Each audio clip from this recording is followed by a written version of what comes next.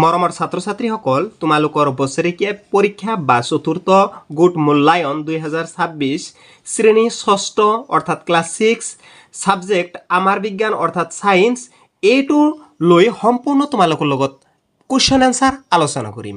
প্ৰথমত কুৱেশ্যন বিলাক কি দি আছে এইটো কৈ তোমালোকৰ লগত আলোচনা কৰিম। যদি তোমালোকৰ এনসাৰ লাগে কমেন্ট বক্সত কৈ দিবা যে স্যাৰ এনসাৰ লাগে, এনসাৰও দি দিম। ঠিক আছে, প্ৰথম কুৱেশ্যন, মাছে কিহৰ সহায়ত বা মাছে কিহৰ সহায় পানীত হাতুৰি ফুৰে? তেন্তে এইটো আমিতো কবই জানো যে মাছে কিহৰ সহায়ত হাতুৰি ফুৰে। মানুহৰ শৰীৰৰ স্বাভাৱিক উষ্ণতা কিমান ডিগ্ৰী? ঘনীভৱন বুলিলে কি বুজা বা ঘনীভৱন কি? বায়ুমণ্ডলত অক্সিজেনৰ পৰিমাণ কিমান শতাংশ থাকে? 19 নম্বৰ দিছে পৰিৱেশ দিৱস কোন তাৰিখে পালন কৰা হয়? বায়ু উষ্ণতা জোখা যন্ত্ৰটোৰ নাম কি? শক্তিৰ প্ৰধান উৎস কি? সৌৰজগতৰ কোনটো গ্ৰহক ৰঙা গ্ৰহ বুলি কোৱা হয়? গতিকে বহুত ইম্পৰ্টেণ্ট কুৱেশ্যন আলোচনা কৰা হৈ আছে। তাৰ নেক্সট কুৱেশ্যনবিলাক তোমালোকে চাই লোৱা। শুদ্ধ নে অশুদ্ধ? 7 নম্বৰ এটাকে কুৱেশ্যন, 7টা টোটেল। গতিকে তোমালোকে এইটো কবা শুদ্ধ নে অশুদ্ধ। অৰণ্য প্ৰাকৃতিৰ সম্পদ। ঘড়ীৰ কটা বাওঁফালে ঘূৰে।